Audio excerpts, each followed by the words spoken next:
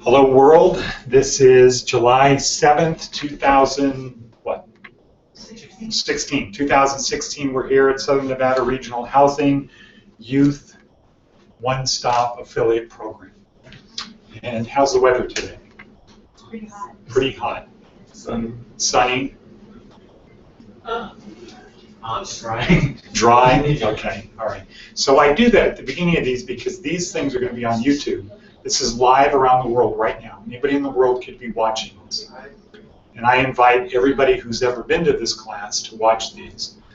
And when it's done, it's on YouTube. So you can always go back and look at it.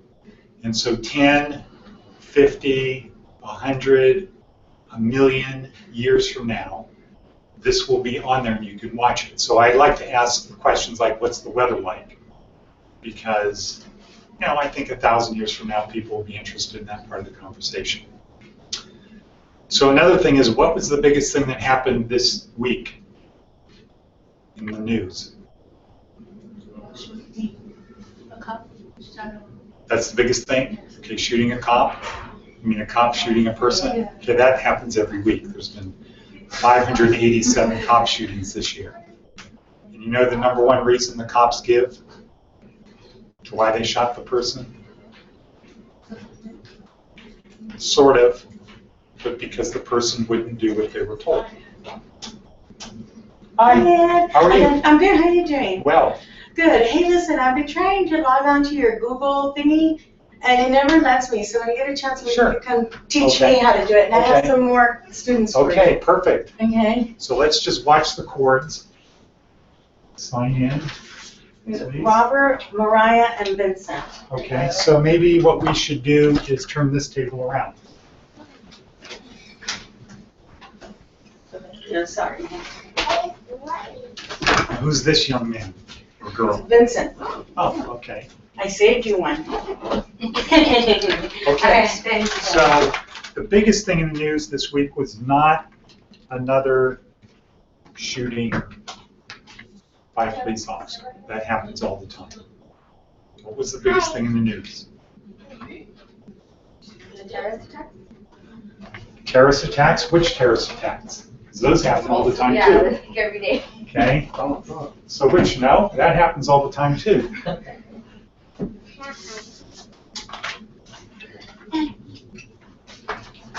Any ideas? Okay, so pull this thing around because you're going to want to take some notes. Okay. So, Robert, and your name's what? Mariah. Mariah.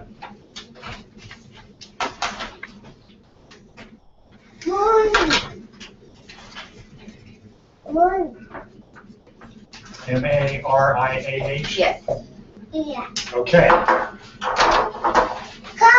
The biggest thing in the news this week was on July 4th, something that was launched 5 years ago arrived at Jupiter.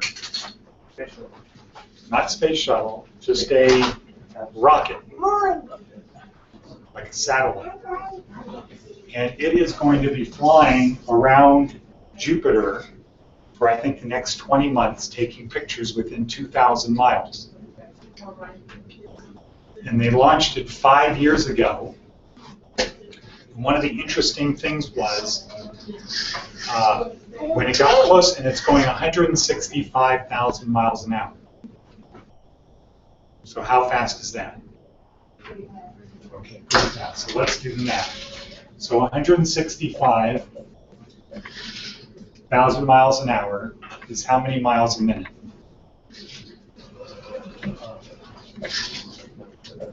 Divided by 60, right? So what do we do first to make it easy? Right, good. Okay, so 6 goes into that how many times? 2, right? 6 goes into, right?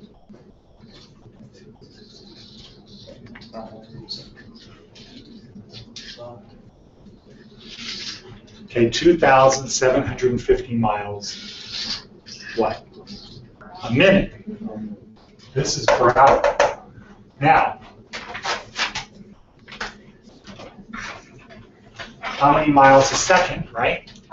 Because there's 60 minutes, 60 seconds in a minute. So how does this work? Now what do we do? Right, we do that. This is what?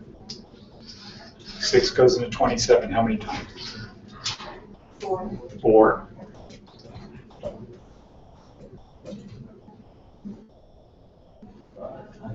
5.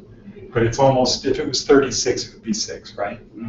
So we're just going to say 4.6 miles per second.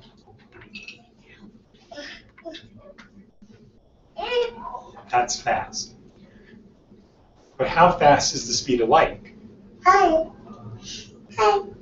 Way faster. Way faster. Here, let's do this.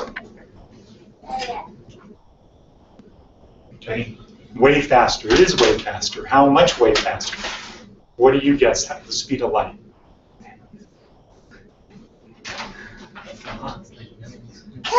Millions? Okay, no, not quite millions. Just how many miles per second does light go? 1,000? 1,000 miles a second? Okay. Sort of in the ballpark. It's not millions, it's in the thousands. Huh? Huh? Thousands? It's in the thousands. How many thousands? 5,000. Okay. Next guess. Somebody give me a 10. Somebody give me a 20. 25. No? Keep going. 55. 50. Who said 50? 50. No. Keep going. 100. No. It's a little bit less. 85. A little higher. 75. Higher. 89. 92. 92,000 miles a second. So if you take a flashlight and you shine it, it's going to go 92,000 miles a second. That's why it's called the speed of light. Has anybody heard of something called a light year? Anybody watch science fiction? Yeah. Okay, so what is a light year? It's pretty much like, well, I don't know how to explain it. Okay. Like distance. It is distance, but how's it measured? What is a light year? Who's never heard of the term light year? Nobody? You don't watch science fiction? How about Dr. Who? Okay. Does anybody else have a TARDIS? Okay, so a light year is how far light goes in a year. So that's 92,000 miles per second times what? Times 365 days, but it's per second times 60, that gives you a minute, times 60, that gives you an hour, times 24. So it's this number here, times 60 seconds, times 60 minutes, times 24 hours, times 365 days. Is that a big number?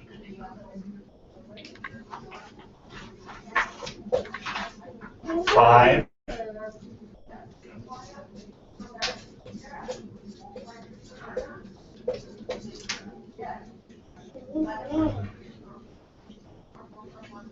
Okay, so what is that number?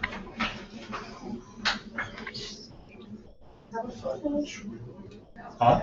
5 trillion. 5,800,000 miles a year. That's a light year, 5.8 trillion miles. How big is the universe? No one knew that. Huh? Isn't there no one knew that? Nowhere near that? Okay. So the universe started with something called what? Big Bang, right?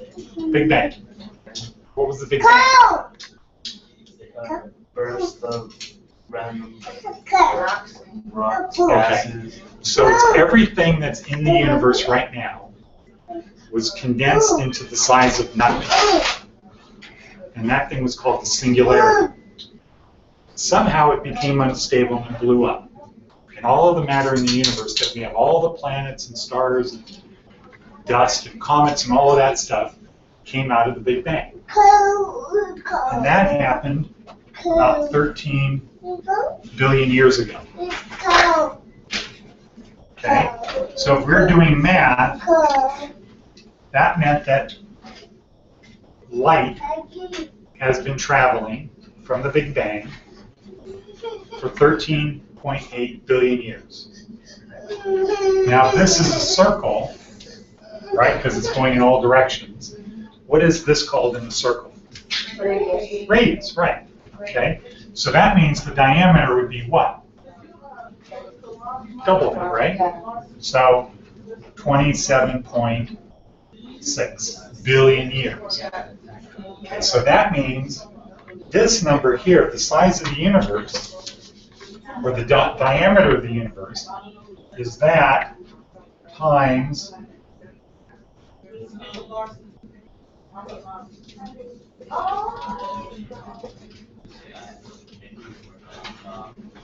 5.8 trillion times 27.6 billion.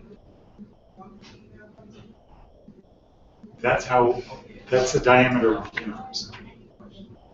How far is it to the moon? Okay. The moon is only 250,000 miles. You could walk to the moon in your life. If you were Vincent's age and you started walking, you could get to the moon before you died. That's only 250,000 miles. It only takes light how long to get to the moon?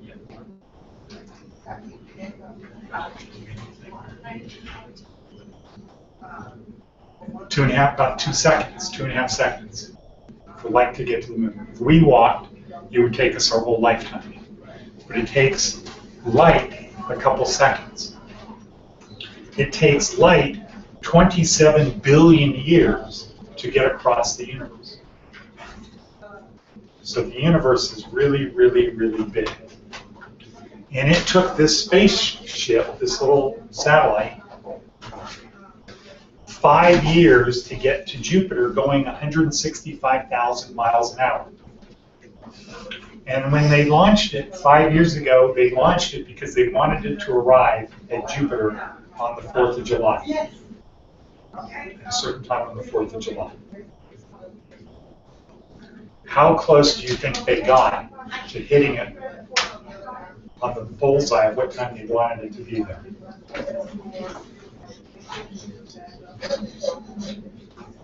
Like, were they within a day? A week? Well, they launched it 5 years ago, and they wanted it to arrive at a certain time on July 4th. How close did they get to that, do you think?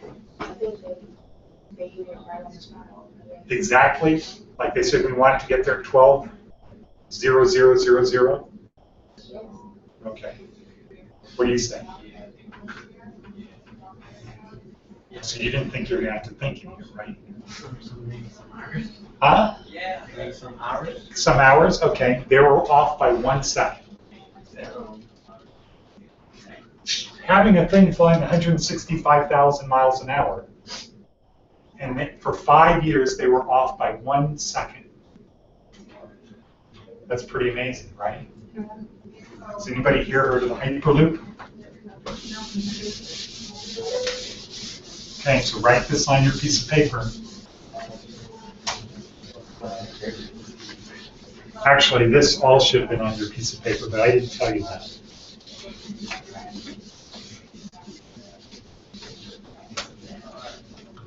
Because what is the third law of power?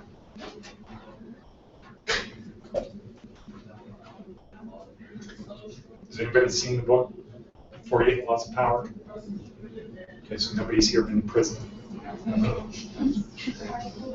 So there's a book that goes around prison called the 48 Laws of Power. But it's not really accurate as to what the 48 Laws of Power are. The third law of power is power perceived. So write this down. Is what? Power perceived is power what? Anybody have any guesses? Power perceived is power achieved. So what does that mean, Eric? What does that mean? Power perceived is power achieved. Yeah. Hmm? Yeah. Okay, Uriel. Basically, working on something. Can't hear you. Remember, the whole world is listening. Working on something. Achieve it. Okay, what does achieved mean? Like to complete something. Okay, perfect. Power perceived is power achieved. So what does that mean? Okay, this is the simple part. We've got an hour and a half to go. Power perceived is power achieved. And when you're on a roll, you want to go for it? Just quit while you're ahead? Okay. Power perceived is power achieved means if people think you have power, guess what you have? Power. Power perceived is power achieved. If people think you're smart, how are they going to treat you? Like you're smart. Very important thing for life. Very important thing for when you get into a job. Very important thing. Power perceived is power achieved. If people think that you're stupid and dumb, what's the effect going to be? What's the result? Yeah, people are going to treat you like you're dumb. And what is the difference between good students and not good students? Thanks for playing. What's the difference between good students and not good students? This is a little quiz because we already said the answer. Huh? Yeah, that's it. They remember more. Okay? Some people forgot. We're only 10 minutes into it. Okay, so power perceived is power achieved. If people think that you're smart, if people think you're successful, if people think that you're powerful, they're going to treat you like you are. If people think you're dumb, they're going to treat you like you're dumb. And the best way to be perceived as smart is just to remember stuff. Just remember stuff. That's the key thing. But we have so much conditioning going on around us that we tune out of what's going on around us. Whenever you see somebody walking around with like, what is that for? Music? Yeah. So when people go around with earphones on, earbuds, listening to music, what are they doing? They're tuning out of what's going on around them. When you're watching TV, what is TV designed to do? Huh? Well, sort of, but what's it really do? It hypnotizes you into what's going on. They do all kinds of experiments where people are watching a show and then they'll have something walk across the screen. They don't notice it. And they don't even notice. They did one test where they had a guy in a gorilla suit walk across on the TV. And they said, what color gorilla suit was he wearing? And people said, huh, what gorilla? There was no gorilla. Because you get hypnotized. And what do they want to hypnotize you to do? Do what they want. Which is what? Probably buy stuff. Buy stuff. That's what TV commercials are for. TV is paid for by what? Ratings? By commercials. If you have high ratings, you can charge more for the commercials, like the Super Bowl, for example. Yeah. But it's all about getting people to pay to advertise on TV. And what do people that advertise on TV want to do? People, they want you to buy, or they want you to think highly of their product. That's what they want to do. And so the best way to do it is to hypnotize you into doing it, not to use logic and reason, but it's to hypnotize you, to get you to not really be aware that you're being controlled to do certain things. And so when you go around things tuning out, you're making it easier for them to hypnotize you. And if you want to do an experiment, watch your favorite TV show. Then when it's over, turn off the TV and start writing down everything you remember about that show. And it's going to take you less than 5 minutes to write down everything that you remember from that show. Why? Because you were hypnotized. Because what was happening is the information's coming in and it's just going right through you. You're not keeping it in your memory. So what you're not doing is you're not remembering stuff. And TV is not designed to get you to remember it. It's designed to hypnotize you. So you have to break that habit. But it's hard to do, and you can't do it on one thing. And that's why we videotape these things, because people just don't remember. The typical person doesn't remember. But the people who go to good schools like Stanford and Harvard, they are focused on writing notes. And why? Like when I went to law school, so I have a law school degree. When I went to law school, everybody's just writing notes, and this is before people had laptops. Everybody's writing notes. Why? Okay, well, and how do you remember by writing a note? Okay, well, so you're pretty smart. So actually what happens is this. Well, pragmatically speaking, what happens is when you write a note, what can you do later? You can go back and read it, right? If you don't write notes, what can you not do? You can't go back. So all you're left with is what? Your memory, right? But when you write something down, in your brain, what happens is you hear what they say, you focus on the words, then you have to get your pencil or your pen to write little symbols as you're writing them. So you say like apple, okay, I heard him, he said apple, I heard him say apple, I need to write apple. Okay, and then you're writing apple, A-P-P-L-A, you're watching yourself write apple. And when you're done reading it, right, you say apple, and you go on. So you've seen the thing about 5 times. You made about 5 copies in your brain.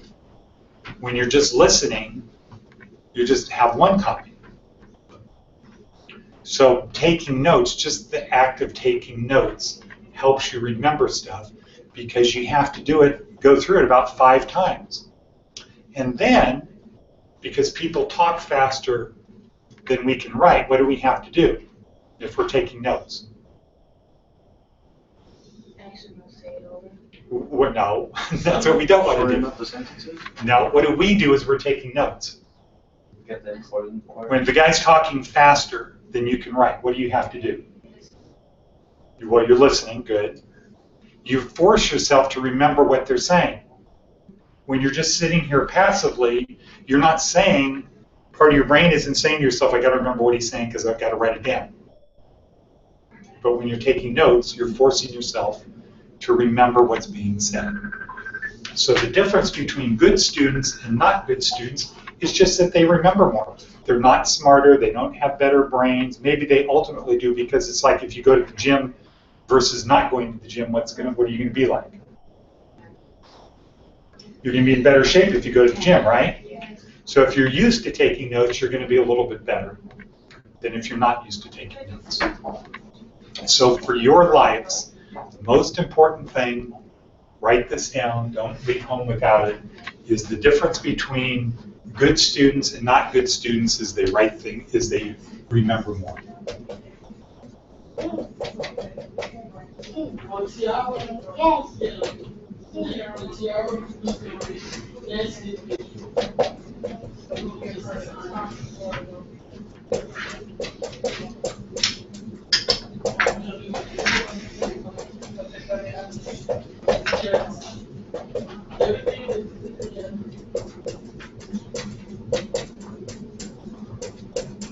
Okay? Now, you can take this word out here and say employees or parents or employers or neighbors or anything. It really comes down to remembering stuff. In fact, there are people who say that our lives are made up of the things we remember. So during the day, in the mornings, I teach people in the prison, and some of the people in the prison are in there for drugs. Well, basically everybody's in for drugs. They might have killed somebody, they might have robbed somebody, they might have done something else, but ultimately it came down to drugs. And they can't remember very much, especially new stuff. They can remember more stuff about when they were younger than they can today. It's very hard for them to do it. So, for example, we have a guy, we teach things like typing, because you're not going to be able to get a job if you can't type. So we had a guy who increased his typing speed by 25% in 2 weeks. Was that good? 25% good? Yes. 25% is a good percentage. On typing. Okay, but he started at 4. So that means he got to 5 words a minute after 2 weeks. You know what 4 words a minute is like if you're typing the word apple? It's like apple, apple, A, where's the A? Oh, there's the A. Apple, A, P, P, where's the P? P, apple, A, P, P, P. Where did that P go? Oh, there it is. That's 4 words a minute. You can't remember. And so after 2 weeks of typing for an hour a day, he got up to 5 words a minute. Not because he was stupid, but because his brain had gotten destroyed because of drugs and alcohol and meth. And he just, it was very hard for him to form new memories. So, what do you think his life is like? He can't really remember a lot about his childhood. Can't really remember a lot about the last 20 years. And he can't really learn about new stuff. It's not really a good life. You know, I have 6 kids, and so I have great pride in being able to remember a lot about their growing up. This guy doesn't even remember how many kids he has. He doesn't know if he has 2 kids or 1. Oh, I see. How do you think it's going to be for him when he dies and he doesn't really remember stuff? Welcome back. Long time no see. Yeah, why don't you sit over in that chair? You can sit in the king's chair. Okay, what is your name again? Luke. Luke, right. So Luke, what's the difference between people, good students and not good students? Not showing up and showing up. I thought you might remember this. Listening, not listening. No. See, he's Note proving the point, takers right? and non-note takers. Where you see your, so here's the target. Here's the target. Luke started over here. He's moving closer. All right, give me a minute. Okay. Why don't you just say, I can't remember? Because, okay, I don't remember. Okay, that's it. You got it. Oh. Good students remember more than not good students. Oh, okay. Okay? I So, remember that. exactly. So, but that's okay. Sometimes the way people remember things is what? Well, anybody remember the first time they got an electric shock? Okay, anybody remember? You do? Anybody remember the first time they got burned? Cut themselves? Got punched in the face? Anybody remember anything like that? Remember I broke my leg. This is different. Huh? I broke my leg. Okay. So we remember things that are important to remember, like hot stove, putting a paper clip in an electrical outlet, don't do that. We remember stuff like that because it makes an impact. Anybody know what a Navy SEAL is? What?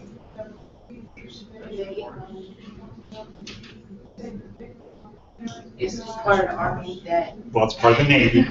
Okay, so they're special forces. So they're the highest trained soldiers in the world.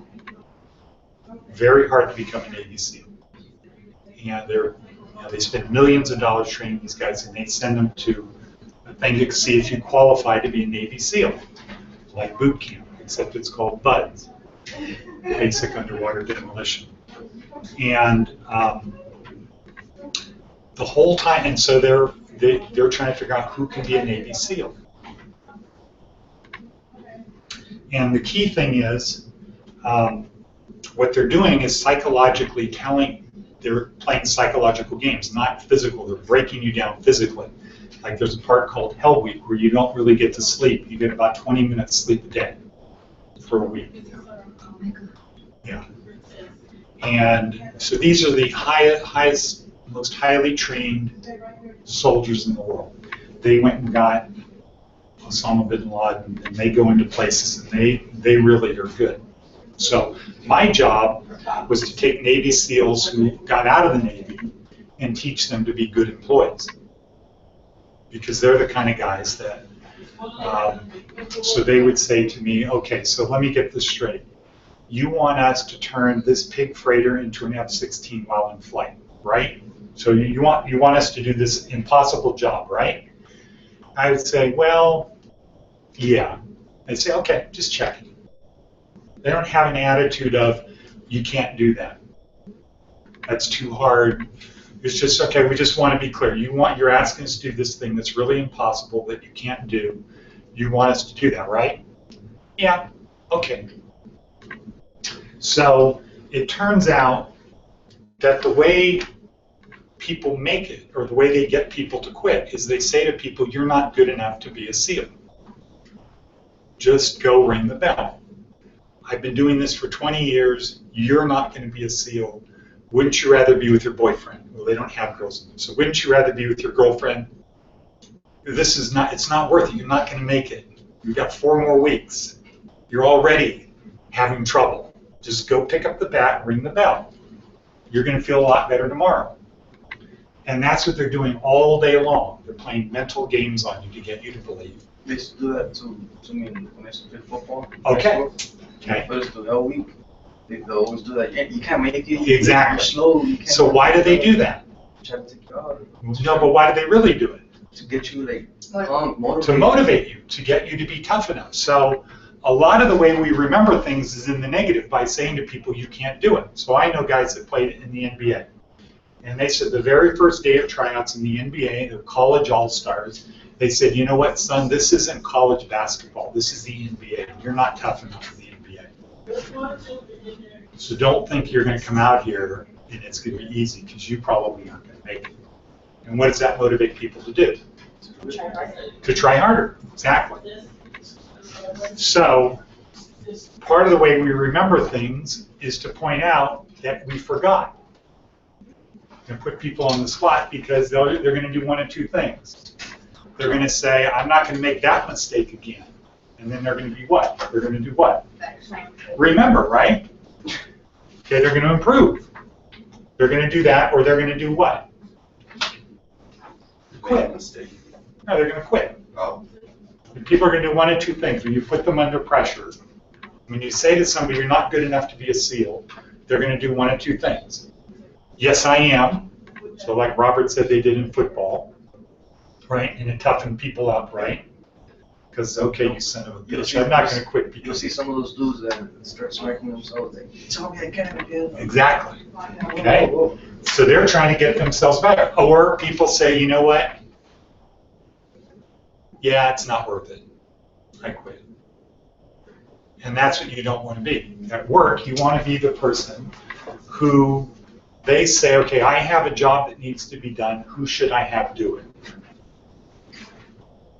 Oh. We'll have Luke do it, because he'll do it. Who saw the movie Forrest Gump? Okay, so what did Forrest Gump always do? Why was he a success? He ran. Okay, why was Forrest Gump the successful guy that got to meet 5 presidents? Because he just did That's what he did. He just Well, whoever was in authority that told him to do something, he did it. Oh, Okay, starting out with his girlfriend named what? what's her name? Jenny. Jenny. Run, Forrest, run. Okay, and he just ran, and he got on the football team, right? The end of the movie's pretty funny though. Huh? I like the end of that movie though. The end was funny Yeah, the end was pretty funny though. when he put his kid on the bus. No, when he kept running and he's like, and I just ran. Fucking, I forgot what he exactly said. But Yeah. So throughout the movie, everything that he did good is because somebody told him to do it. So like if they're in Vietnam and there's this hole, right? This little foxhole thing. They say, go, okay, all right. And he just goes in. He doesn't say, why me? No, it's too dangerous, right? When his guys got all shot up and he wanted to go get Bubba, what did he do? He just kept doing it. He just kept going, saving Lieutenant Dan, right? He told him we're going to have a fishing boat business. What did he do? Right, what did he do? He opened up a restaurant. He made a promise to Bubba, right? He got money because he did what? Saved all those people. From what? No, where did he get his money? shrimp. No, before the shrimp. Where did he get the money to buy the shrimp boat? The military. Ping pong. Oh, yeah. Oh, that's right. ping pong. Okay, when he was recuperating, he would just play ping pong, and he was autistic, so he could just do it for hours playing ping pong, and he made money because he endorsed a paddle, and that gave him the money to do what? To keep his promise, right? And he bought a shrimp boat because somebody told him you can make money having a shrimp boat. So what did he do every day? Shrimp. Okay, and how was it? Not good. Not good. But what did he not do? Quit. He didn't quit. Why? Because somebody told him this is what you need to do. And he just did it. So good employees are people who remember, and because they remember when some opportunity comes up and the guy's thinking, who should do this? Oh, we'll have Eric do it. And Eric needs to say what? I'll do it. Okay. Okay. And then you have to do it, right? Because if you say okay and you don't do it, what happens? Yeah, if you're a Navy SEAL, people die. That's what it is. So that's the key thing. Okay, so you want to go into the dental orthodontist business. What do you want to do? A radio DJ. Radio DJ. Okay, cool. Eric? Somewhere in the technical field. Okay, somewhere in the that's kind of broad. I know. I don't know exactly what I want. Okay, like programming. Okay, so code. So write down coding, coder. Write down Iron Mountain. Today, right today, this very day today, there are over 300 jobs available right now that are over $30,000, $30,000 to $40,000 for people who know how to write code. This is a school that teaches you how to write code. And they get you jobs. They have about 95% placement. Like SOS type codes and stuff. Huh? Like what? Like SOS type codes. Not literally, but like. This is called a boot camp. And it is 12 weeks. But what is your question? Like what kind of codes? Like Computer SOS code. type? Oh, okay. Computer code. Oh yeah, no, not that kind of code. Okay. Not Army Java, code. HTML, Yeah, that kind of stuff. C++. C++, Ruby on Rails, all of that kind of stuff. They teach you to do that. And there's over 300 jobs today, this very day, available because there's a shortage of people who know how to write code. Why is there a shortage of people who know how to write code? Well, you have to remember to be able to write code. There's a lot of stuff. Huh? It's complicated. Well, yeah, it's sort of complicated. There's a shortage because there's a demand. The demand is greater than the supply, right? Why is there high demand for people to write code? What's the thing that has happened that they need a lot of people to write code? It's always growing. No, what is the thing that caused it? Why do we need people to write code? This might be out there, but war. War? Okay, well, true. But this is the reason. Yeah, technology. Right? Well, specifically this. Has anybody ever heard the expression, there's an app for that? Yeah. Okay, where'd that expression come from? Because there used to not be apps, right? Every day people are coming up with new apps. Guess what how are those created? Code. People write code to get it to do that. All the colors and buttons, and you push this and this happens and all these things happen. That's all code. And every day people are thinking about more and more and more types of code. For example, today you have an orthodontist and what? How does it work? You go to your orthodontist, you make an appointment, when they're available, you go, and then they have your records and they do stuff, right? Now, do you think in an emergency, if you were in Phoenix and your braces fell off, you couldn't go to another orthodontist? Why? Because it'll mess up your whole little. That's what they want you to do. Okay, but what's the reality?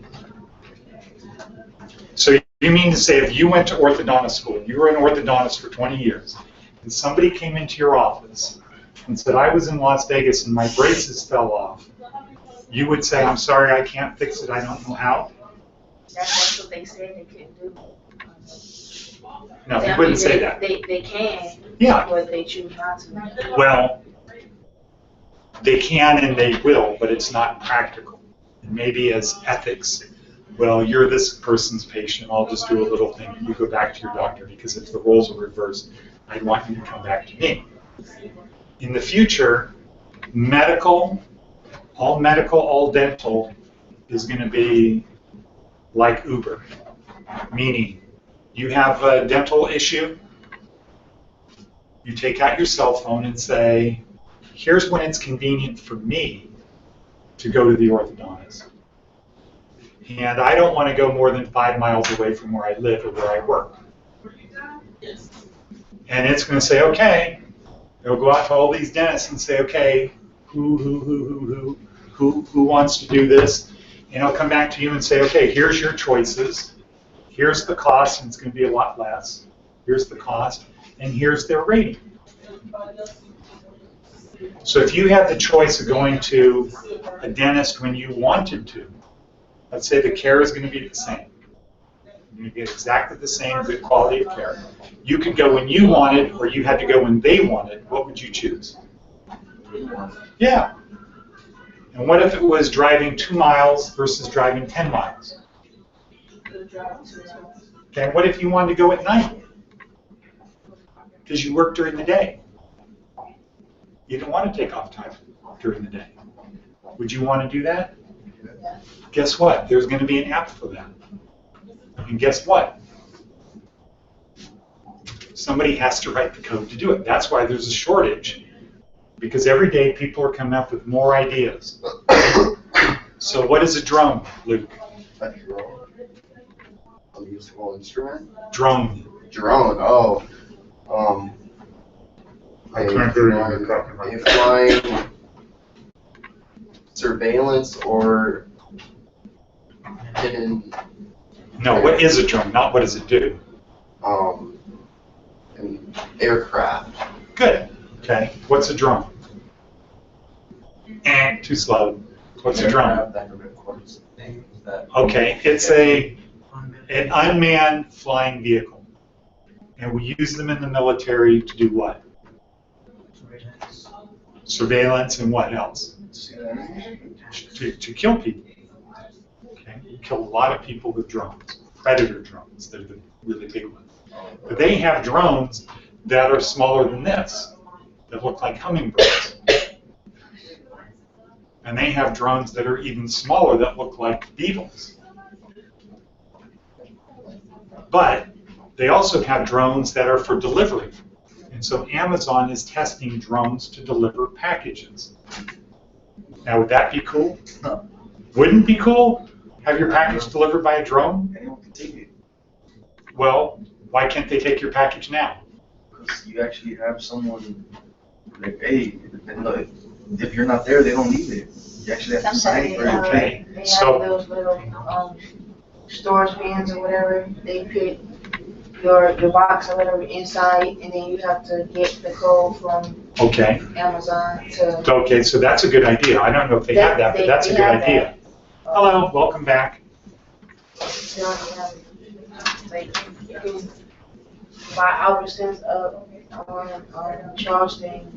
and You're talking about like lockers that are like Yeah, yeah. at the airport lockers? They have Yeah, it. like, yeah. Okay, airport lockers. Yeah, they've had those for a long time. They have a dry cleaning service now that's like that, where you put your stuff in a locker and it gives you the code on your cell phone.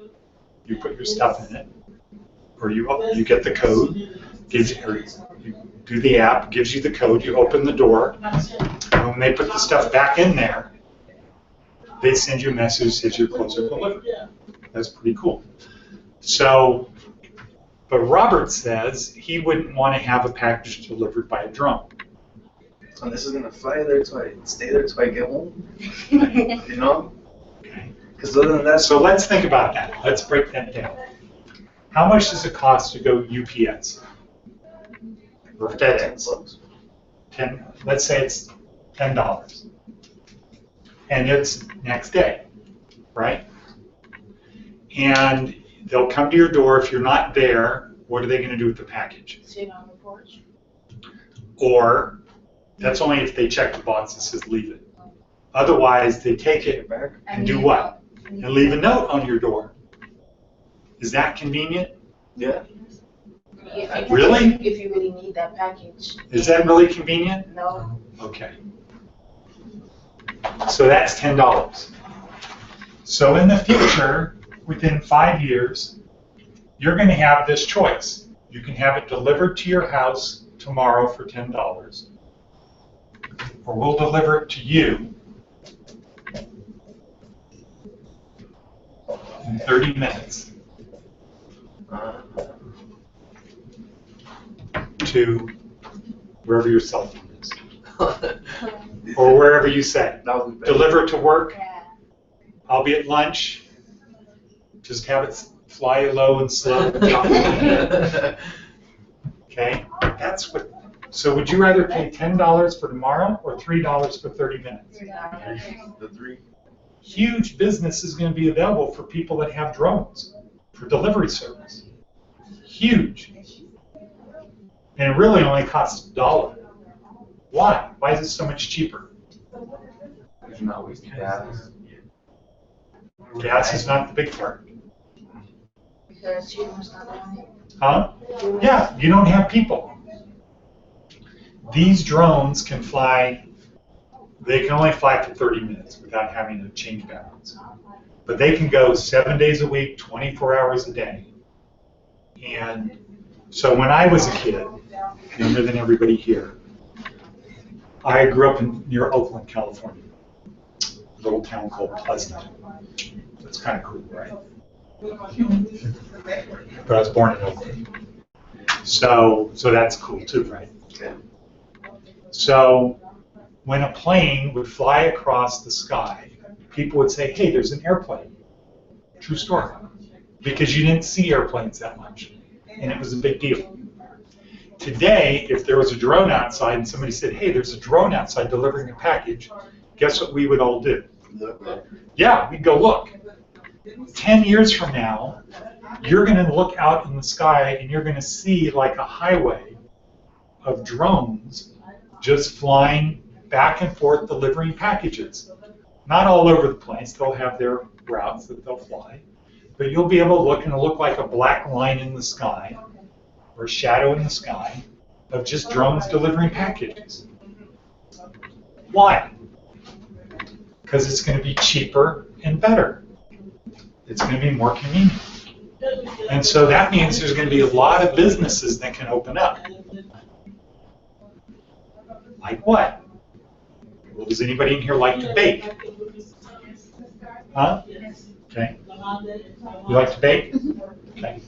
So in the future, so just picture this. Okay, you're going to have your boyfriend, girlfriend over for a special dinner. And you want to have a special dessert, like a really incredible pastry like they have in France. Okay, can you get that today? Not really. There's a couple bakeries in town, but it's a pain in the ass and they're really expensive. Okay, why? Because, they only make a certain number of them. If they sell them at a store, they make them for this amount. They sell them to the store, and the store has to mark it up and sell it to you. In the future, people who like to bake and that really like to bake high-quality stuff, like this pastry that it's going to make sure that the night is going to be good. Final part of your dinner is this great dessert, and now it's going to be perfect after that. Where's the dessert going to come from? The drone. It's going to be delivered by a drone. Where is the bakery going to be? No. Good guess. Huh? Anyway, it's going to be at the person's house. They're going to have a business license to have a bakery in their house, and they're not going to have people come. How would that be for a life? You bake, you use the internet, Facebook and these social media tools to let people know, hey, here's this dessert that's normally $20, you can have it for $10 delivered. I'd invest $10 for dessert. I do, special occasion, anniversary, something like that. Right? Say your parents are having an anniversary. Would you pay $10 to send them a nice dessert? Let's say they live in Washington, Seattle. Guess what you can do? You order the dessert from the person who has the bakery in their house, and it gets delivered to wherever that person's cell phone is. Send it to your mother. Her mother gets a little thing, says, happy anniversary, Mom.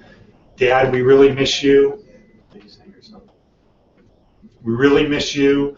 And then it says, click here for your dessert package. Boom. You click it and it says, where do you want it delivered? To where you are, or to an address? What time do you want it?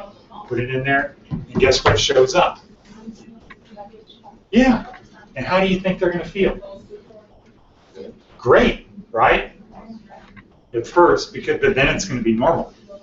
Right? And then it's going to be, oh, geez, we got another cupcake. We got 10 of everybody sending us cupcakes. But isn't life going to be much better in the future? And it's going to be cheaper.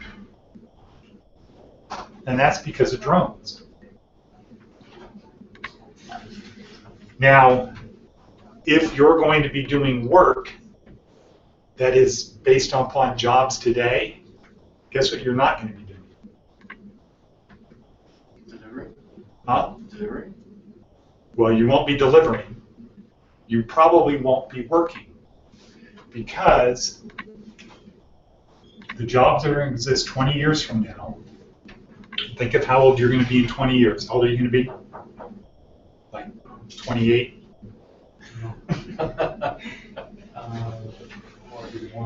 Okay. So in 20 years, 50% of the jobs that are going to exist 20 years from now do not exist today. You cannot get these jobs today. They don't exist. So what does that mean about today's jobs? They're not going to exist. Huh? Robots, not literally, but like machinery doing our work. Well, or that job just won't exist. A couple hundred years ago, there were people who made nails. It was an important job. Yeah, so like robots make nails. There's just no nail-making jobs. So 20 years from now, half of the jobs that exist 20 years from now do not exist today. So if your focus is on getting a job that exists today and having that as a career, not a good idea. Now, 20 years from now, regarding dental stuff, it's going to be a whole different ballgame. Very different ballgame. I don't even know what it's going to be like because it could be You know, starting out when people were really very young, you could start out that way. But teeth cleaning, 20 years from now, let's say not 20 years, let's say great opportunity to start today. If you want to get involved in cleaning teeth, anybody here want to be in teeth cleaning? Okay, so here's the thing that you can do. Mobile teeth cleaning. You go to the place, the shopping center, the office, work, the church, whatever. You go to a place and you say, we'll clean your teeth for $5. Does that sound like a good price? Have your teeth cleaned? That's a great price. People will go 4 times a year. If you're at work and all you have to do at lunch break is go out and get your teeth cleaned for $5. So we had somebody in here about a month ago that said they were going to go to school to clean teeth. I said, well, if people were waiting to get their teeth cleaned, how many could you do a day? What do you think she said? Maybe like 20. Okay. Yes. Too much. Luke?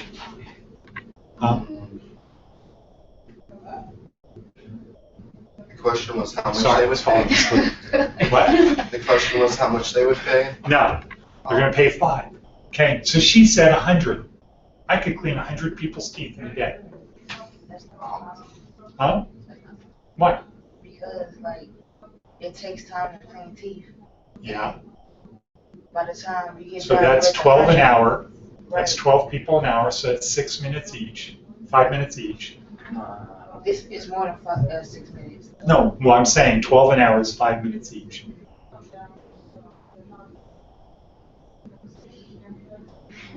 How many minutes does it take if you're just cleaning somebody's teeth?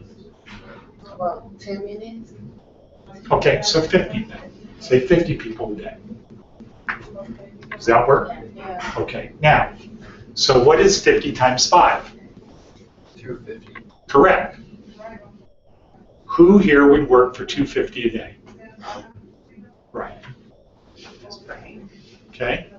Now, I said, how many people do you think you would need? She said, well, someone else. And I said, how many people do you think would do it for $15 an hour? Okay. Could you get one? Could you get one? Okay.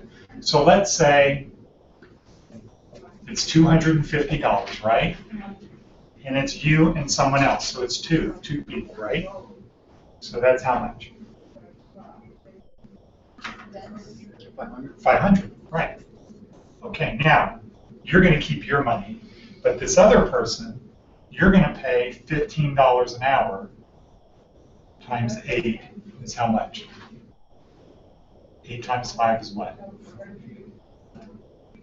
Okay, 120. So now you're getting $380 a day. Who would do that?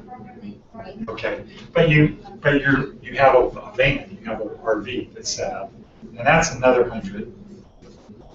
So now you have a business, you have a van that your payments are $100 a day, so $2,000 a month for this van.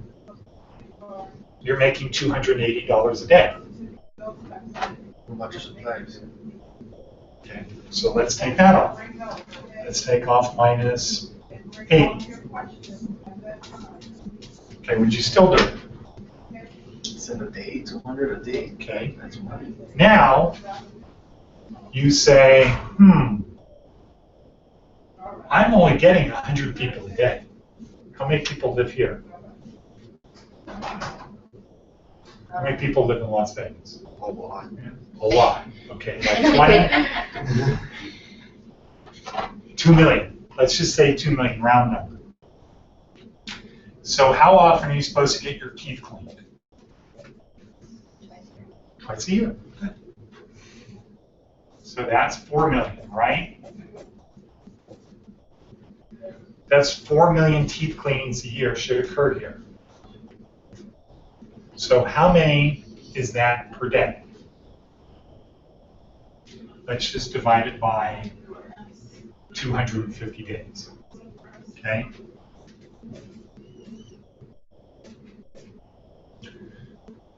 So that's 1, right?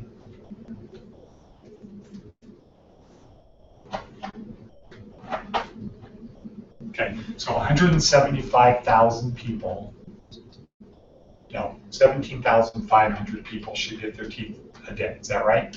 You doing the math? I'll just put my phone. See, so somebody should have been using their smartphone because there's an app for that. Okay. So it's about, say it's 10,000 people a day.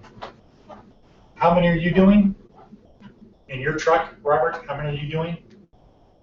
50 a day? No, 100? you're doing 100. There's 17,000 people that should be getting their teeth cleaned. So what does that tell you you need? More trucks, right? You could have 10 trucks. Now let's say, though, you just have your one truck, and you've seen 100 people, and you're cleaning 100 people's teeth. Do you think you might find some people, Anna, that you say to them, you know what, you need to get this taken care of? You need to go see a dentist? Do you think of those 100 people, some people might need to see a dentist? No? Not all of them will want to. Huh? No, that should. Of the 100, do you think Okay. anybody of the 100 will need to have dental work? Yeah, probably. Probably a lot, just by the fact that they're even going to get their teeth cleaned means they don't have a regular dentist that they're going to, right? Or they really like having clean teeth. So now Robert says, I wonder if I can go to a dentist, and if I give them a referral, they'll pay me. Do you think a dentist would would pay you a commission? Maybe. Why wouldn't they? Exactly. Okay, so that sounds like not maybe. They would, right? These guys will pay 20%. And how much does it typically cost if you go to a dentist? Is it a lot? Yeah. Okay, it's a lot. Yeah. Okay, so it could be a couple $100. So you could make a lot more money by sending people to a dentist. Do you think the dentist might want to pay you to put a sign on the outside of your van? Yeah. $50 a month, $100 a month? Do you think this is a hard business to get into? No. Why will it work? Because it's something everybody needs. It's everybody needs it, but that's not why it will work, because you don't see these out there today. It'll work because of this. Because you would use social media to let everybody know, or you use social media to get businesses to sign up, or churches, or shopping centers, or whatever, farmers markets. Use social media to get them, and they use their internal social media or email to let all their employees know. What other business could you start like that? So we have a baking business, haircuts. Okay, haircuts, same thing. In the future, it would be possible, but a lot of people get emotionally involved in who their person that cuts their hair is, right? That's why you Not so many guys. Throw a deal where your first haircut's free. Don't like people. Perfect. Okay, there you go. So you're talking about a mobile haircut thing? Okay, so mobile haircut thing. Or how about a thing of you want to have an app, you want to get your hair cut? We've got 50 great hair salons, barbershops. Use our app. Tell us what time you want to do it, and we'll tell you the closest place to it, make a reservation for you, and you can see their ranking, and here's the guy who's going to cut your hair. How many people live here? 2 million. How often do guys get their haircuts? Once a week. Really? Every 2 weeks. I know people once a week. Okay. Well, how often do you get your haircut? Once every 2 or 3 weeks. Really? How often do you get your haircut? Every 2 months. Okay. Never. 2 years ago. Okay, so I get my hair cut every 4 weeks. So this number isn't 2 million times 2, because this was teeth cleaning every 6 months. This would be 2 million times what? 12, if it was once a month. And then you do the numbers on that. How many people could be getting their haircuts a day? A lot. You know, it's like 12 times 17,000. So if you had 1 out of every 25,000 people say, yeah, I'll do that app, that's a big number. Somebody's going to be rich doing that. And then you get people signed up for hair care products, right? Does anybody here, any of you guys know about Harry's razors? Harry's? Well, I know the women do. Unless you buy gifts for somebody. Harry's? What do you use for a razor, Eric? What do you use for a razor? Okay. Anyone you buy? Do you buy them in the store or you just use them? Just use them. Okay. How about you? Razor. Huh? He's getting rid of a razor. Well, what does that mean? Because I don't know what that means. Like a Bic razor? Yeah, the ones from the store. Okay. Like Walmart? Yeah. Yeah. Okay. Luke? Little cheap, generic, little straight edge razors, like, you know, the shaving razors, I guess. I don't know what they're called. Bic? Yeah, Bic, like he Okay. said. How about you? Gillette. Gillette? Okay.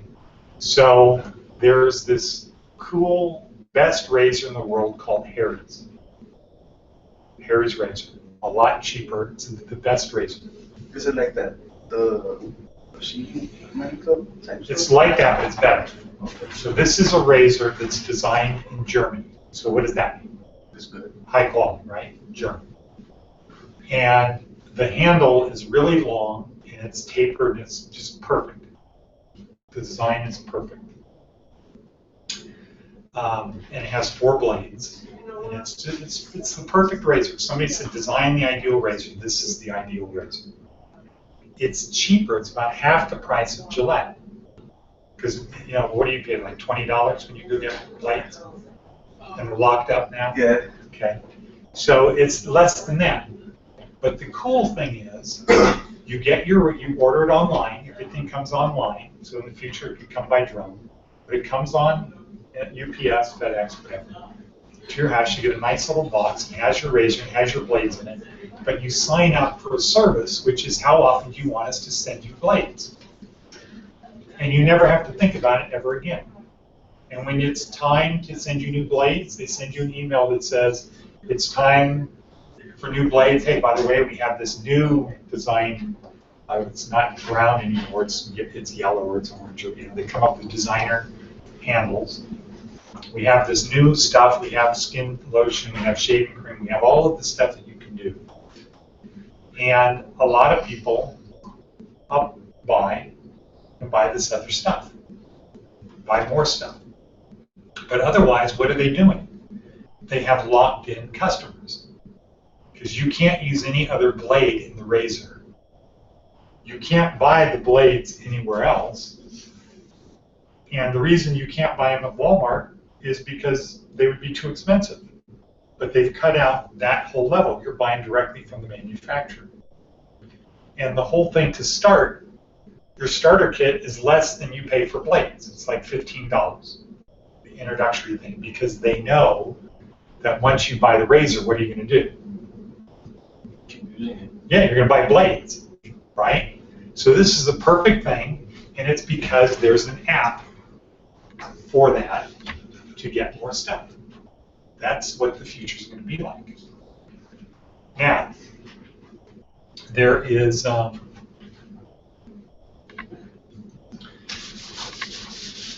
another 2 things that are important to talk about that are going to change the future. That's going to have to do with what you're going to be doing, 20 years from now.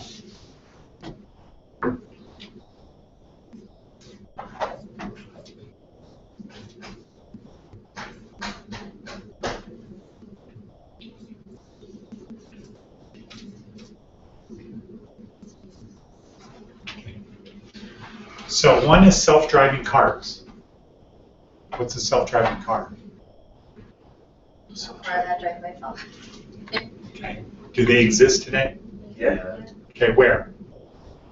Movies, most likely. No, in reality. No, it exists. Huh? It's like a camera, right? It's like a big sensor. Like Okay, no. It's like a big remote control car, right?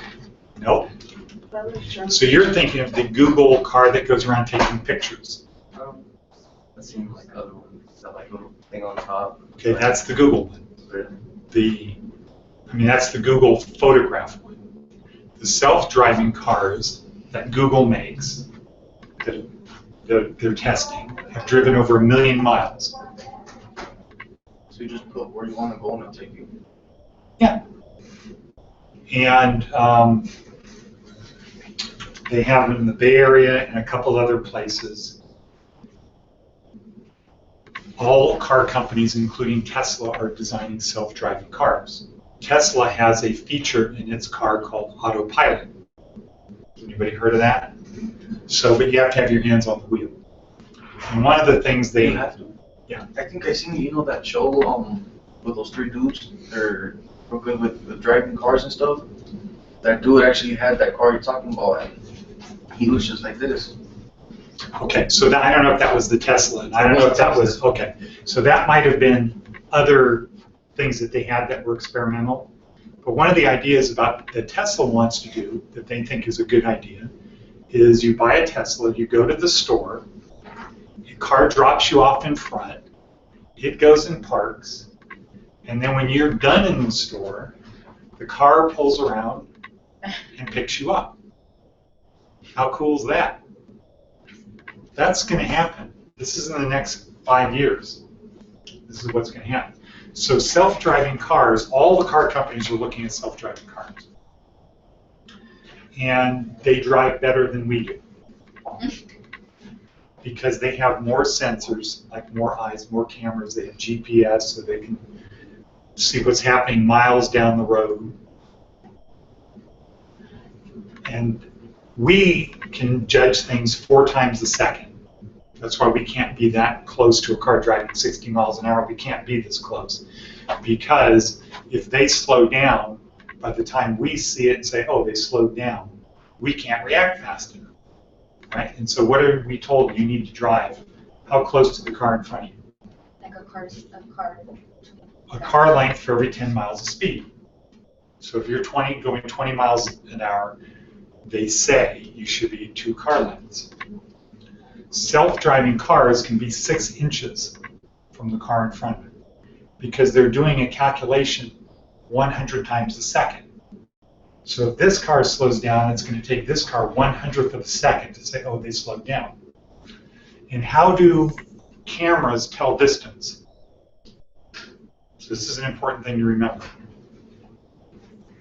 So if on a camera you're this big, if I move closer to you, what are you going to do? Get bigger. Yeah, you're going to get bigger. So cameras and things are measured in pixels, right? Has everybody heard of that term, pixel? Okay. So cameras are very good at saying, okay, the car in front of me is 500 pixels by 600 pixels. Oh, it just went down to 499 pixels. Okay? So it pulled away. I need to stay this number of pixels away from the car in front of me. And I can calculate 100 times a second. So whatever it does, I'm going to do. What happens to traffic when you have cars able to drive this close? Not crashing. No, there's going to be no crashing. A lot faster. Everybody can drive a lot faster. You're going to get. So if you ever notice, who has licenses here? Who drives? One person? Okay. So what you'll see, if you're on a bus, when you see the light turn green, count how many seconds it takes for you to start moving. And it's generally 1 second per car. So if you're 10 cars back, it's going to take about 10 seconds before you even start moving. What happens in self-driving cars? How long does it take? Light turns green, when do you start moving? You're 10 cars back. Right away. Everybody's moving, looks like a train. It'll look like a train. So they're going to start taking streets, and it's going to be one-way self-driving cars only. And in 10 years, there'll be some streets here, like let's say Eastern. They're going to say Eastern is north-only self-driving cars. How long will it take you to get from Henderson to North Las Vegas? 2 minutes, 5 minutes. You're going to go 100 miles an hour. It's going to take you. Oh, like a couple seconds. Yeah, you're going to get there in no time at all. Now, cars. How often? How many hours a day do you use your car? 4 or 5. Okay, that's a lot. So, Depends. if the average person drives 1,000 miles a month, which is, when you go lease a car, they say you get 12,000 miles a year, 1,000 miles a month, or you have to pay extra. If you use your car 1,000 miles a month, how many is that? How many miles per day is that?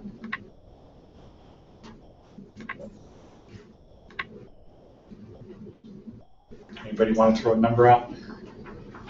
Okay, I'll throw out the first number, 3. Okay. Now what? Okay, about 33 miles a day. How many miles do you drive a day? About. Maybe 20, 30. Okay. Okay. So if the average person drives their car 33 miles a day, how many hours do they drive in their car? This is the simple stuff. If you want to be in orthodontics, this is the simple math. So I know who didn't study when they were in the 3rd grade. Who was playing football or baseball.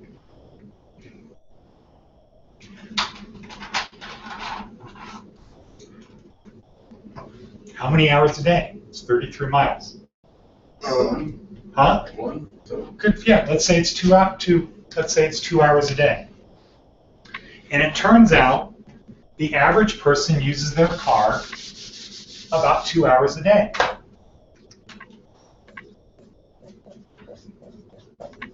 Okay. So what is your car doing? How many hours in a day? Hurry. Good. Okay. So the average car is doing what? 22 hours a day. Sitting someplace. Here's the future. This is a business opportunity.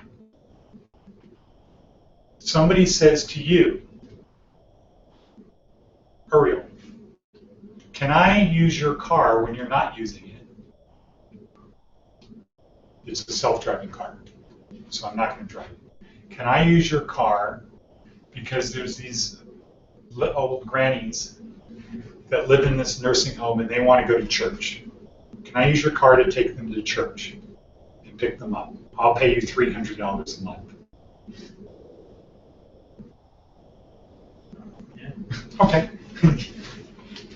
So there's going to be an app for that. So you're going to get $300 a month plus gas.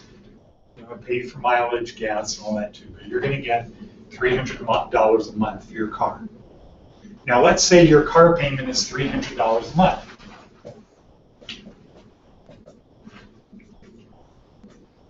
So how much is your car going to cost you now? nothing. Right. So would you take that deal? Would you? I practically have a free card. Right. Okay. Now, would you take that deal? Huh? Yeah. Are you sure? Are you saying it like no? I'm sure. Sounds like no. Okay. Now, so you have your choice now. You can say, okay, well, my car payment's $300. I can do this, and now I'll have an extra $300 a month, right? Because I used to pay $300. If they're going to pay me the $300, I still have that $300. So what are you going to do with that extra $300? Yes. Huh? Okay, so you might say that the idea would be to invest it in a company like Apple or Google. Okay, what else? Yes. No, because that's taken care of. So you're either going to spend it or you're going to save it, invest it. Right? Those are the two things you can do. Most people will spend it. Some people will invest it. Some people might spend it and say, you know what? I have a Hyundai. My Hyundai payment is $300 a month. Now I can take this and do this. I can take that 300 and this 300. Now what kind of a car do I drive? Lambo. Well, maybe not a Lambo. I drive a BMW. Okay? Some people might decide to do that. Let's say you have a truck and somebody says, can I rent your truck when you're not using it? Because I have people that want to get stuff from Home Depot delivered to them. They ordered it off their smartphone. They don't want to go to Home Depot. They're on a job site. They want stuff delivered. Can I use your truck for that? We'll pay you $300 a month to use your truck for Home Depot deliveries. How does that sound? Okay. For a lot of people, it sounds good. There's probably 2 million cars in Las Vegas and Clark County. So how many people do you need to say, I'll do this? Not a lot, right? Okay, now, has everybody heard of Uber? Yeah. Everybody knows how it works? Okay. So let's say a year ago there was no Uber, it wasn't legal. And let's say, here's the fact, how many taxis do you think there are in Las Vegas? A lot. How many is a lot? 92. 92 is a lot Yeah. of taxis? Yeah. Okay. 200. 200, yeah, like around Yeah. 200. 200 taxis? Most in the little cities. Thousands. Oh, wow. Okay, there's 9,500 taxis. Let's say Uber became legal a year ago. How many Uber drivers do you think there are? And Lyft, Uber, Lyft, all of those combined. Probably like half of them. Oh, There's double in 1 year. And the cabs have been around for about 100 years. In 1 year, Uber doubled the number of taxis. Why? More convenient, exactly. And, You're working your own hours? well, but why do people use Uber? It's more convenient and what? Cheaper. Cheaper. It's about half the price. And you're riding in the person's car. And it has to be a nice enough car. The cabs are nice, but you get a lot of people that drive cabs that are, you know, you wouldn't want to be in the cab with. It's not their cab, it's just their job, right? You're in Uber, you're in that person's car. And people can make a lot of money doing Uber. These are things that are changing the world. Last year, 0 people, about this time last year, 0 people were Uber drivers. Now it's 19,000. Okay. How many people in here have a smartphone?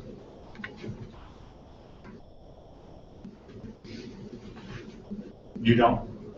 Okay. What? You do? Okay. Does Vincent? Not yet. So, 10 years ago, how many people had smartphones? None. 0. 0 people in the whole world. They didn't even exist 10 years ago. Smartphones have only been around for 9 years. And I remember the day that a guy got his first Apple, because Apple was really the first one, first iPhone. Does anybody remember that day? And saw their first smartphone? Okay, so it wouldn't have really meant anything to you, but for me, I remember the first day you could buy a cell phone. And I did because I needed it for work. And it was in a briefcase. And it had a hand cord on it, and the battery and the whole thing were in the briefcase, and you took it out and you were talking, you know, like something out of Zoolander or something. So when smartphones came out, that was the big deal. Because I saw it from growing up where there were no phones. I think I was 30 when the first cell phones came out. There were no phones. to the first phones that were very big, and it cost about $1,000 a month. But it was worth it. It was worth it for business because it was so hard to communicate. You'd have a pager, and somebody would call you, and you'd have to pull over and find a payphone. So to pay $1,000, $30 a day, to have the ability to get business done was important. And so before smartphones came out, what did they have? Track phones, cell phones. Cell phones, but BlackBerries was the big thing because you could do texting. And I remember when the first iPhone came out, a lot of people were saying, it's not going to last. That screen is going to get broken in 2 seconds. First time you drop that thing, it's over. It's not going to last. That glass is just too big. That phone is too big. Now, how big are phones?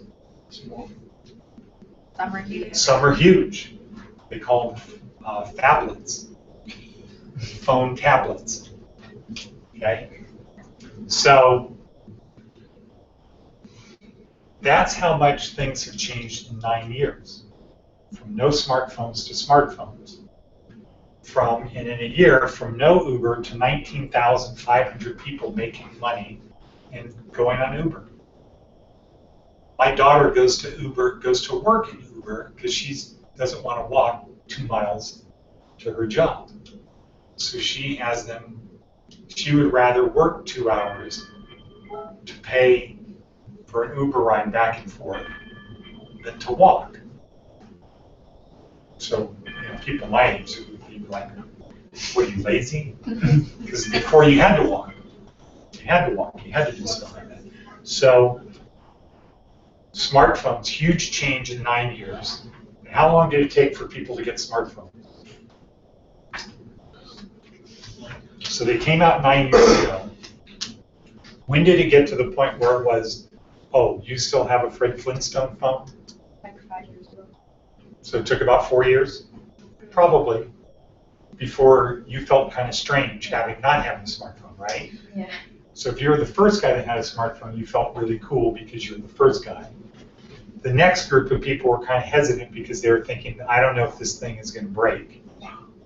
If it's really going to be working, there's not that many apps.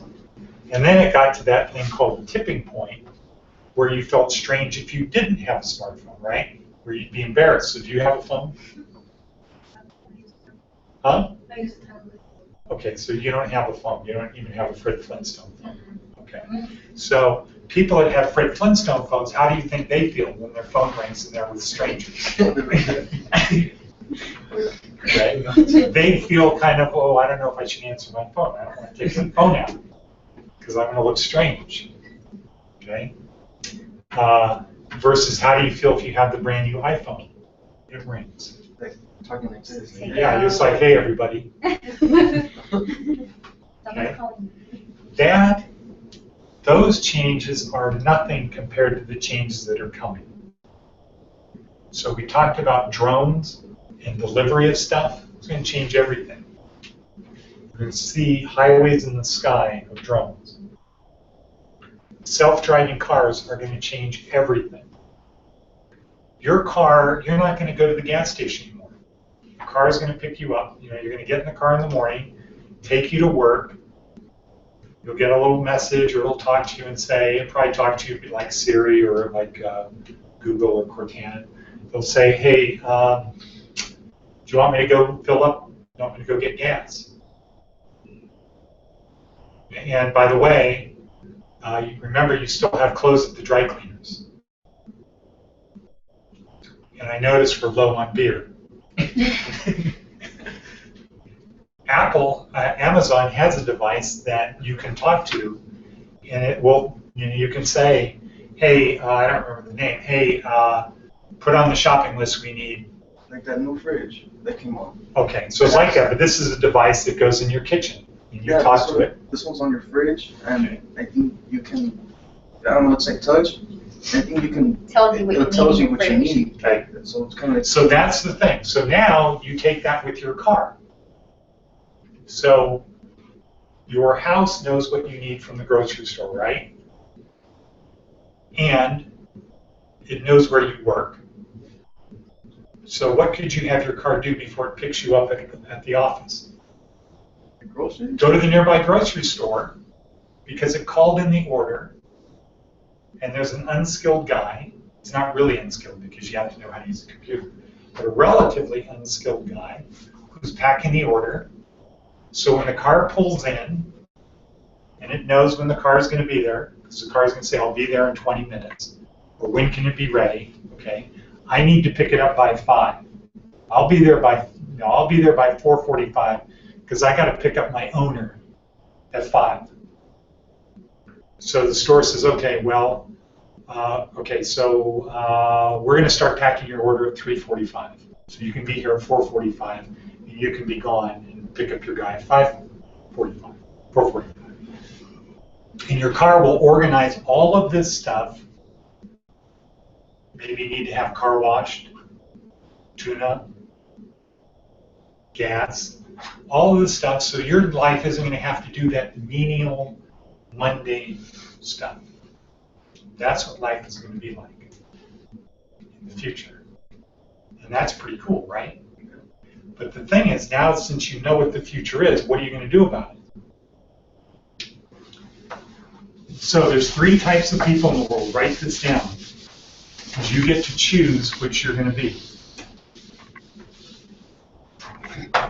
What's the first type of person? Lazy. Nope. You remember, Luke? I don't know. I wrote it down somewhere, actually. Okay. People who... I don't need to write that. There's 3 types of people. People who, number 1, make things happen.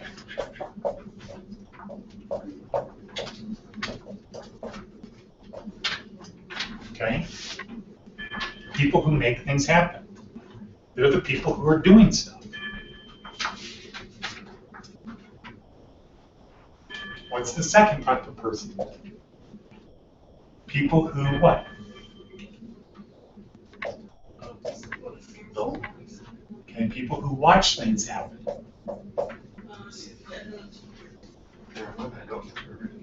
Okay. People who make things happen, people who watch things happen. So these are people, and this isn't a value judgment. These are people who say, you know, I like spending weekends, I like spending Sunday watching the ball games. I don't play. I watch. I like going on vacation. I let other people do the stuff that makes this a great place to go. I'm not going to make, I'm not the kind of guy that's going to make the Venetian. I'm the kind of guy that's going to stay at the Venetian. I'm not saying there's any value judgment. It's just some people like to watch or watch things that other people do. And other people like to make things happen. What's the third type of person? These are the people who wonder what happened.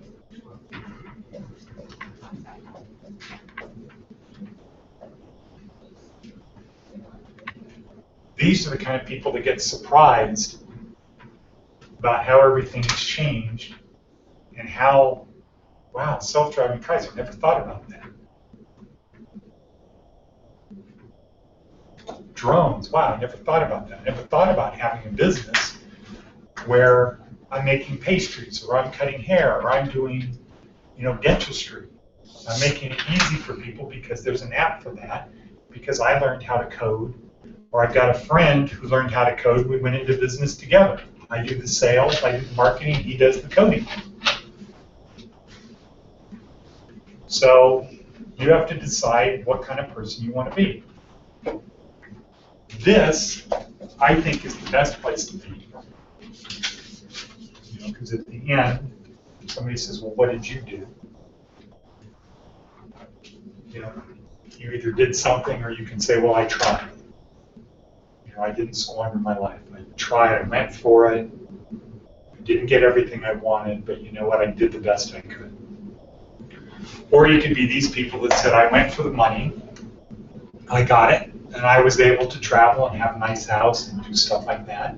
I worked hard, but I didn't come up with anything. Nobody's really going to remember me. But, you know, screw that, I had a good life. And then these are the people that work at Walmart as greeters, that are retired, but they can't retire because they don't have enough money to retire. So these are the people in their 70s that are greeting you at Walmart. And I think that's a good thing for Walmart to do, because what would these people be doing if there wasn't Walmart?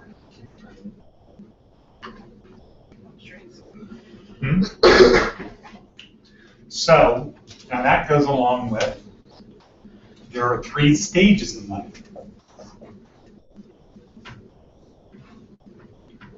The first stage is called learning.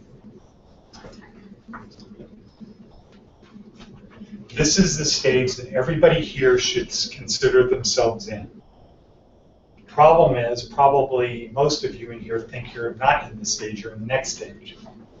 This is the stage where you need to be. I'm in the learning stage, is the attitude you should take. I need to learn. Because the second stage is called earning.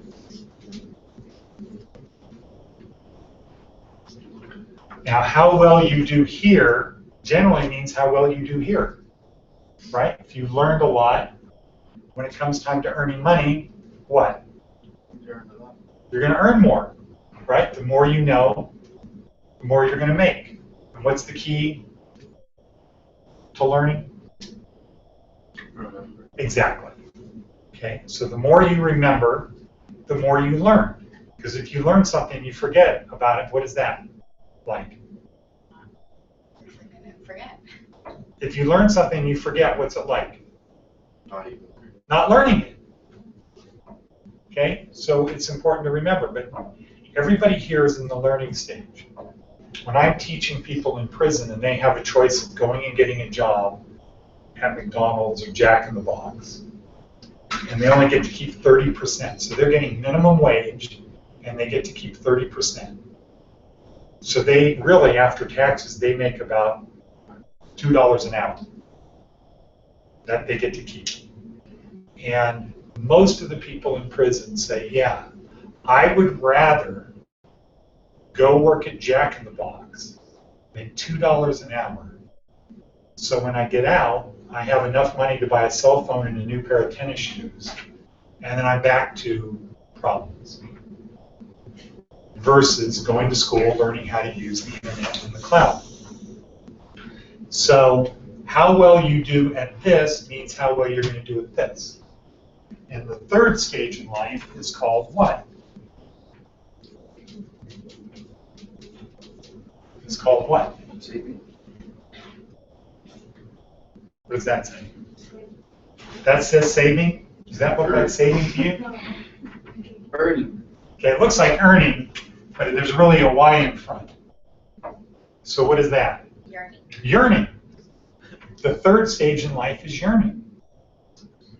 What does that mean? Does it mean relaxing? Like, No.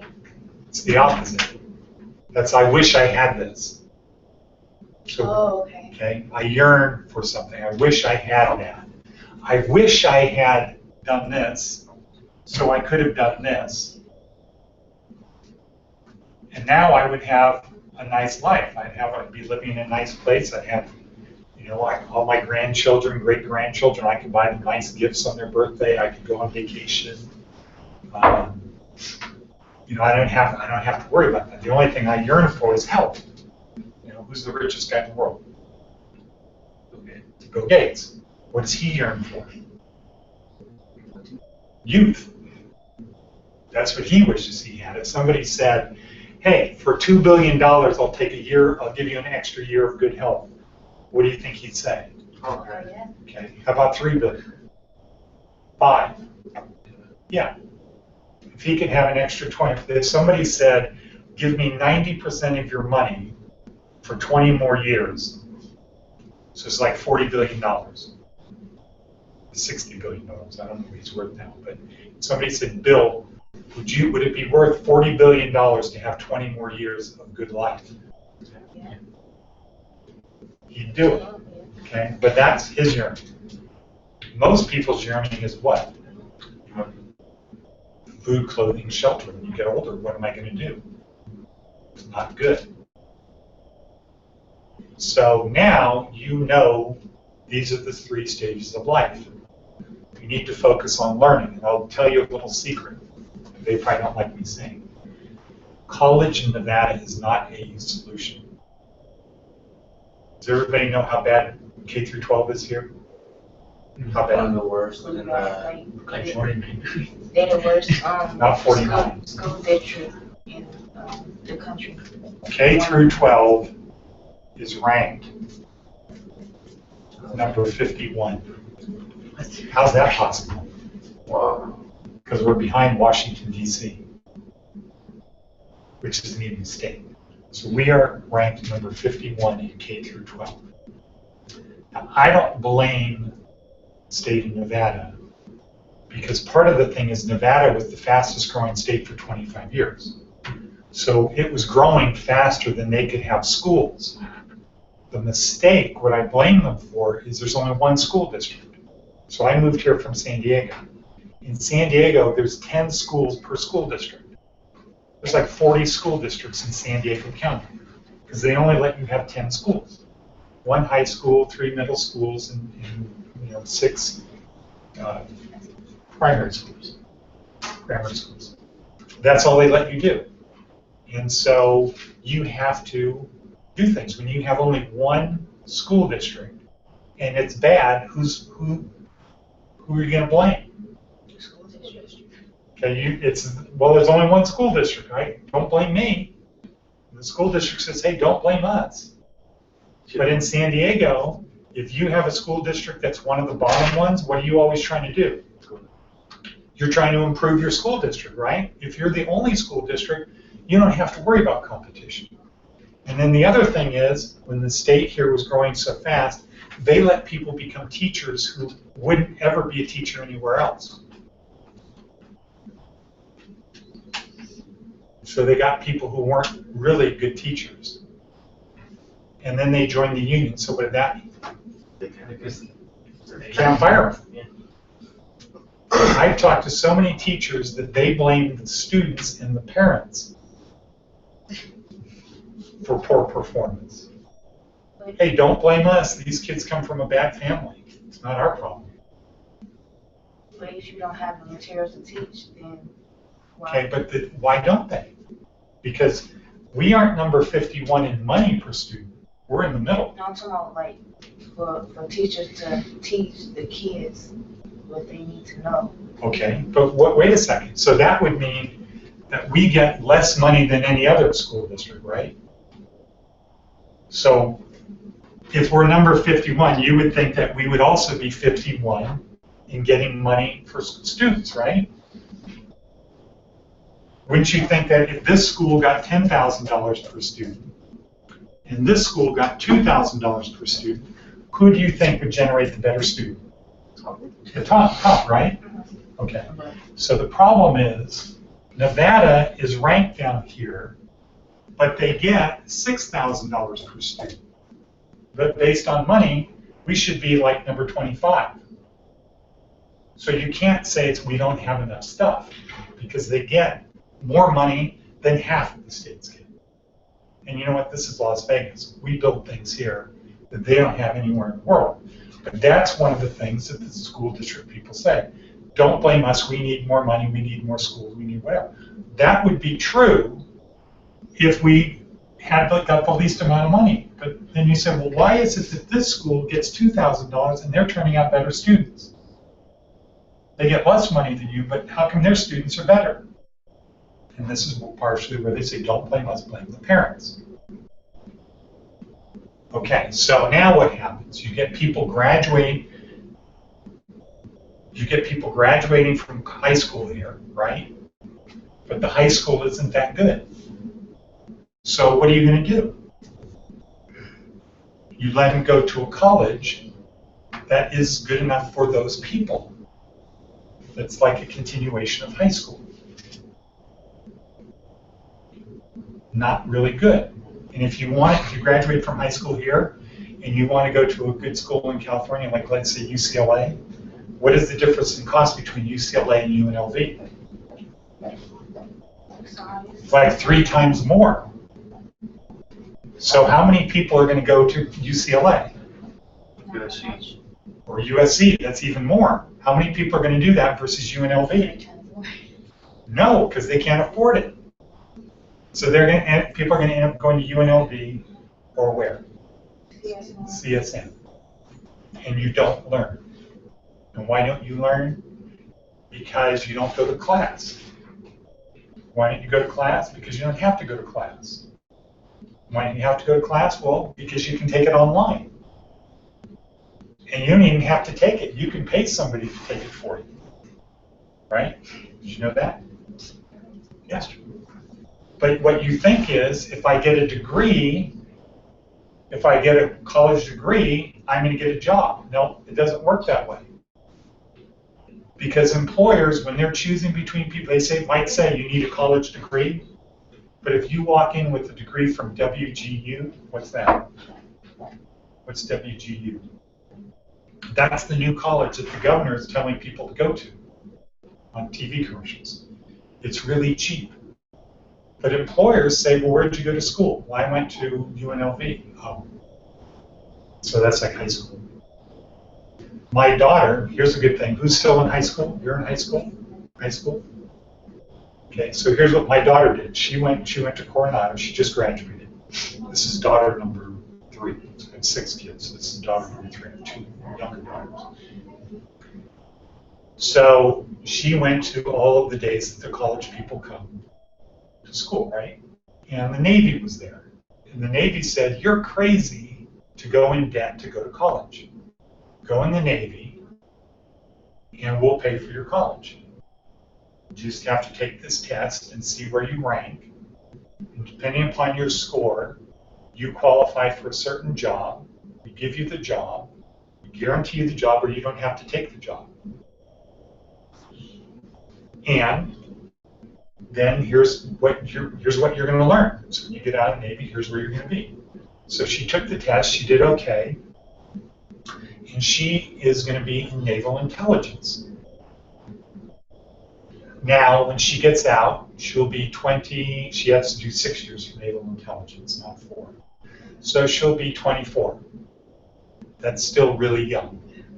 Now, what will she be like when she's 24 compared to somebody who went to UNLV? She'll have had a very responsible job, right? She'll have been doing some kind of, they have 3 different types of naval intelligence. So she'll have had that. Then, and she could have taken college classes while she's in the Navy. Then if she decides to stay in the Navy Reserves, they'll pay for graduate school. Versus, here's the numbers for Nevada. These are the actual numbers. Start high school. 100%. All of the people who start high school, what percentage do you think graduate? 50? Okay, that's low, because they're really proud. Hey, we've got 70% of people graduate from high school. And Nevada says, that's good. We have 70% of our people graduate. That's not good. Now, what percentage go to college? 40. Close. 55. Start. That's not 55 of this. That's 55% of this.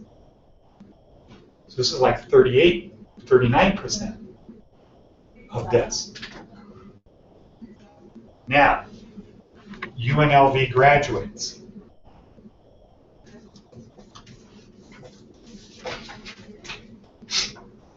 And the number they give is after 6 years. What percentage of people graduate from UNLV after 6 years? Not sure, like 5%. About 30%.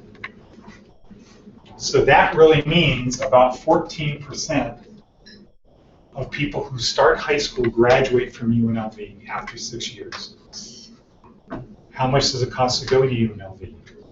$2,000. No. How much does it really cost?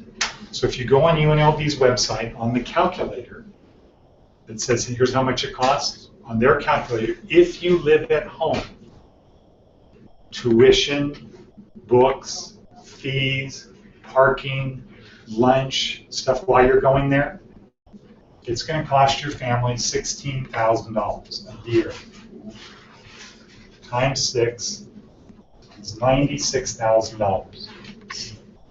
So if you decide you want to go to UNLV, and CSN is less than half of this, but this number is a lot less too, because most people who go to CSN don't graduate after a four-year degree. They might get a 2-year degree. But a 2-year degree from CSN is like a high school degree. It's less than a high school degree from Bishop Gorman. Did you play football against Bishop Gorman? I was in California. Where? Los Angeles. What part? Huntington Park. Huntington Park. Is that near? It's like Southgate, Maywood. Okay. So our other school is in Norwalk. Okay. Thank you. So that's the 605. Don't think we play a blue. I think Santa Norwalk Fe plays Springs. it. Yeah, I think Norwalk plays that area. Santa Fe, Cerritos. Yeah. There it is. Okay. So, so having a high school diploma from any school, high school in California, is pretty much like having a 2-year degree from CSN. Don't fall for go to CSN. It's a solution. Save your money. Learn how to code. Be somebody that makes things happen. Focus on learning. Don't think there's a shortcut by just going to a place and getting a degree, because employers say, well, where is your degree from? My undergraduate degree is from a very good school in California, it's in Santa Clara, a small school. My law degree is from a law school in San Diego, not from a good school. But, you know, having a law degree versus not is a big deal. There's only like 1,000 people in Las Vegas that have a law degree. So that would be something good, but you have to have an undergraduate degree to have a law degree. But when people say, where did you go to high school? I mean, college. Where did you go to college? And I say, well, here's where I went to college. It's, oh, okay. You have a good education. Versus somebody who says, I went to UNLV. It's okay, I understand. So all I'm saying is, don't think that going to CSN or UNLV is a solution. Now, you might need to have an AA degree to get into orthodontist, you know, anything, dental hygienist or anything like that, you might have to. But if it's part of your plan, it's okay. But if you say, well, I'm going to get a college degree because if I get a college degree, that means that it's going to be easy for me to get a job, it's not. That was a shortcut to this. You have to say to yourself, did I actually learn anything? And learning involves what? Luke. Remembering. Exactly. Learning involves remembering things. So hopefully, the one thing that you got out of today is it's important to remember stuff. And if you just start doing that, and you start catching yourself saying, do I need to remember this? If you say, yeah, I do, chances are you have a better chance of remembering. But if you don't say, do I need to remember this, you probably won't. And then that's like taking one step forward and one step back. Because if you don't remember what you learned, it's the same as not learning it. And the good news is you're all here because you want to get somewhere else. So even if it's just to get a bus pass, the question is, what are you going to do with the bus pass? Okay, but is it going to go, is it for something that's going to help you get ahead? Or just something that's going to make life easier? Because the older you get, the harder it gets. And I will tell you, from every day when I spend in the prison with these guys, their thing is sort of desperation. Because if you're 40 years old and you know what you guys know, what do you think your chances are in life? Not good at all. You know, some people will give you guys the opportunity to say, well, they're young, I have a duty, I was 18 once, I was 21 once, somebody gave me a break, I'm going to help them. When you're 40, what do you think they say to a guy who has no skills? Sorry. You know, you screwed up somehow, and I can't have you in my company. You don't want to be like these guys. You don't want to wonder what happened. Say, you know what? Okay, so it's time. Well, actually, we're over. So, so you three needed bus passes, right? Okay, I think you earned them. So these people you might call when you're ready. And you can use my name, and I'll give you my card. Who else? Ariel? I need one too. But Did that's you earn not it? I know it's on me. You don't think you earned it? Well, Who else? no, I don't think I did. Okay. That's fair. How about you? What? Huh?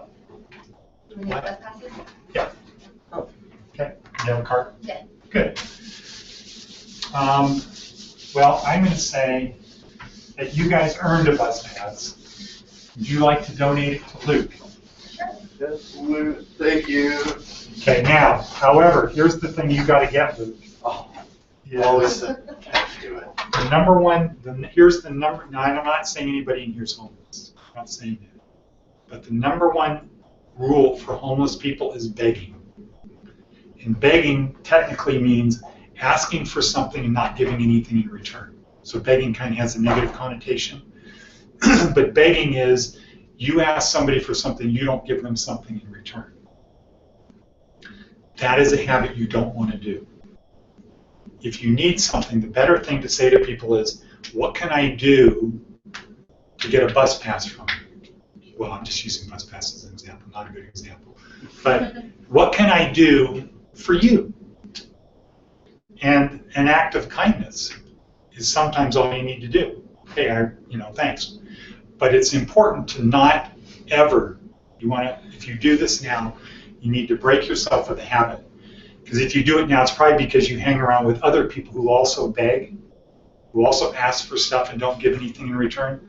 When you get out in the real world with business, if you say to your employer, hey, can you give me something, beg to your employer, they might give you something, but now you're not an equal anymore. Now you're subservient. And now what happens when you want a promotion or something? They don't think you've earned it, right? So I give you credit for saying you didn't earn it, okay? Because I think you were nodding off sometimes. Your mind was distracted. Yeah, I am really tired right now. Okay. The second thing about homelessness is making excuses. So that's another thing. If you find you did something, just own it. It won't happen again. Move on. I have guys every day saying, oh, sorry, I didn't get to sleep. I watched TV late last night.